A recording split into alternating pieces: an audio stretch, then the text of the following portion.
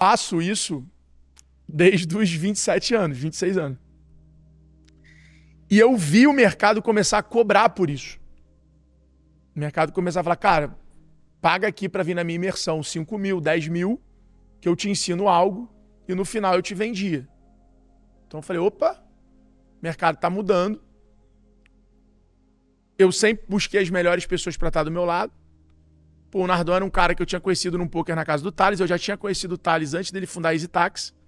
Logo que ele fundou a EasyTax, eu conheci ele. Falei, cara, quer saber? Vou chamar o Nardon para ser meu mentor aqui nesse produto. Chamei o Nardon não podia por no compete. E toquei o barco ali na época com o Bruno Oliveira, com a galera do mundo do e-commerce.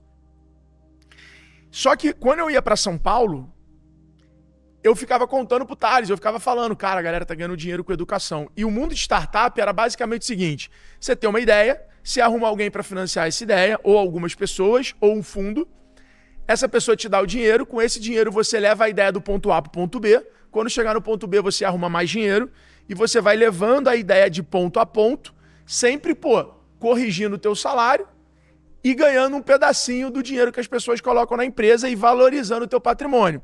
Para talvez lá na frente a tua empresa ser vendida ou ter um round de investimento grande o bastante para você ganhar um dinheiro.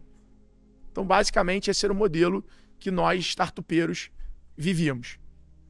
Então, quando você viu um cara ganhando muito mais do que a gente, você, no mínimo, falava, cara, deixa eu olhar isso aqui e tal. Eu era isso.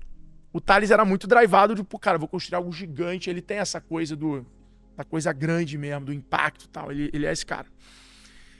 E aí eu ficava falando com ele, falei, cara, nego tá ganhando dinheiro com o Coelho, curso é bullshitagem, negócio de dar aula e tal, isso aí, cara. Isso aí meu investidor, os investidores olhavam isso de uma forma muito ruim. Ele falava, pô, se tu quer vender teu software, cara, faz de graça para ter mais gente, gastar menos dinheiro para botar gente na sala e para vender o software.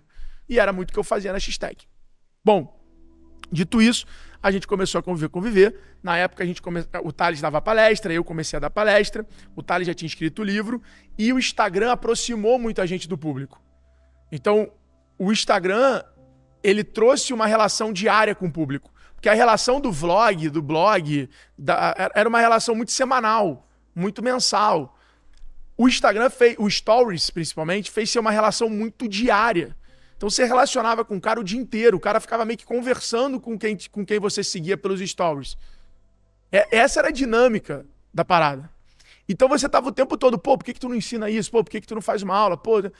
E a gente começou a ser abordado por aquilo. Então a palestra acabava, o cara chegava e falava, você tem um curso online, cara? Você tem como eu aprender mais sobre isso que você falou? Então a gente começou a ser provocado sobre aquilo. Mas o Thales sempre focado no business dele e falando, cara, esse é meu business, esse é meu jogo, tal. Eu nem sei jogar esse jogo, etc.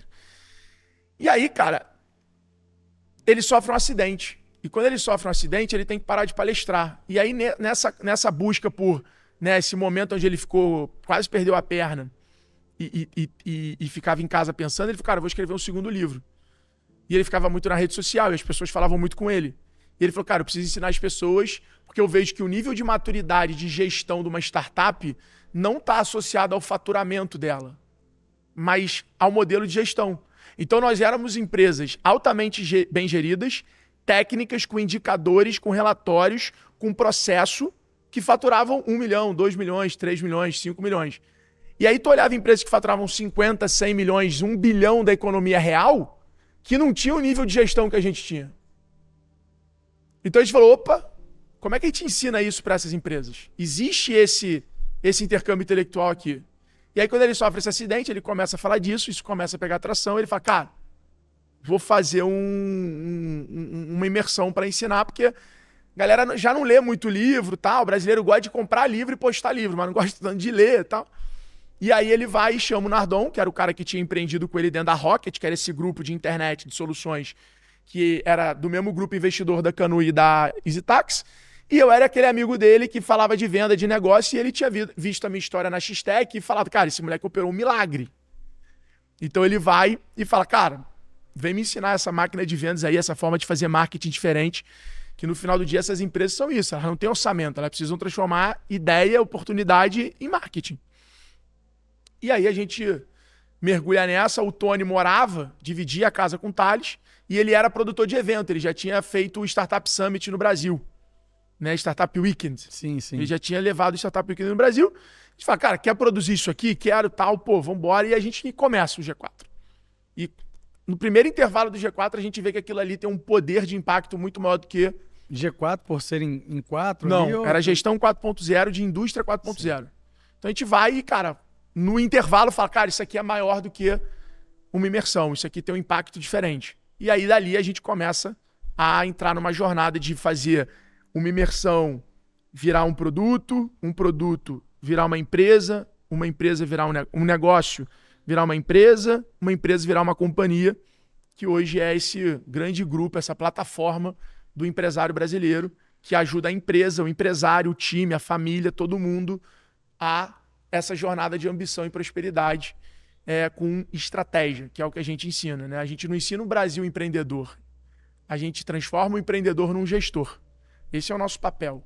É fazer o cara que tem raça, vontade, disposição e fez acontecer, a ele dominar o crescimento do negócio dele e ele ser cada vez mais intencional e não ser um refém da oportunidade, do marketplace, do canal X ou do canal Y.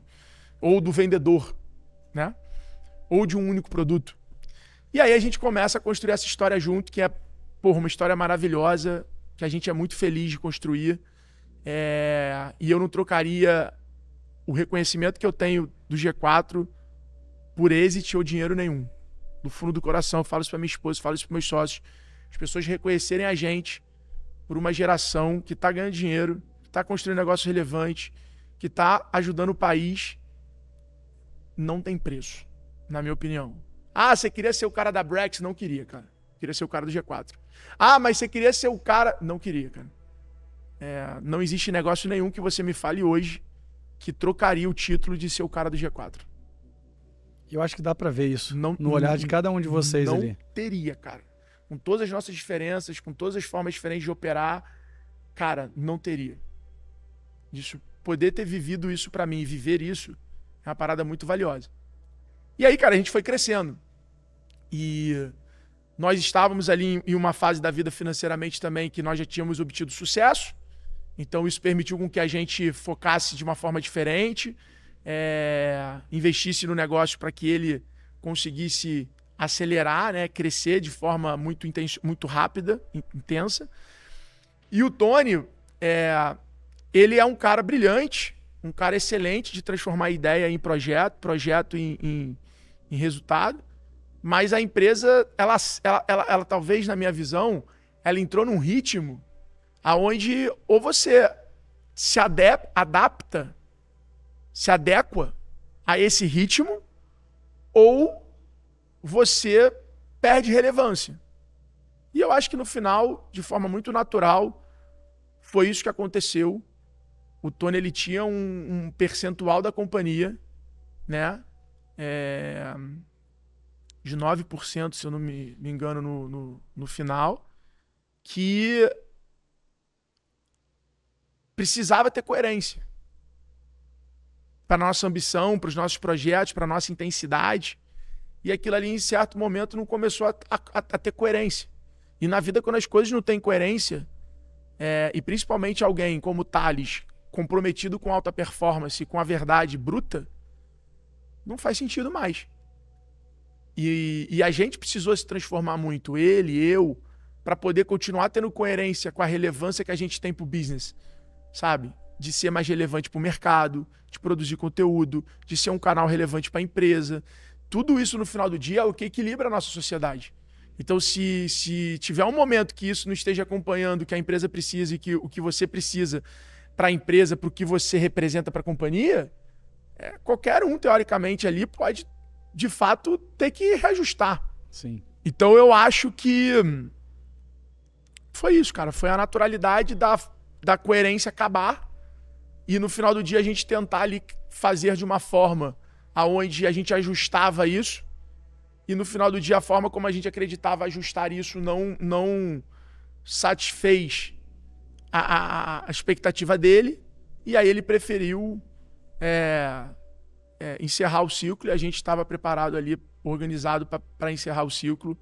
E somos muito gratos ao que ele construiu na companhia, ao valor que ele gerou pra gente. Acho que ele foi muito bem remunerado por isso também. E é isso. Capítulos de uma história. A gente estava falando ali atrás, né? A gente tem que entender o fim de ciclos também.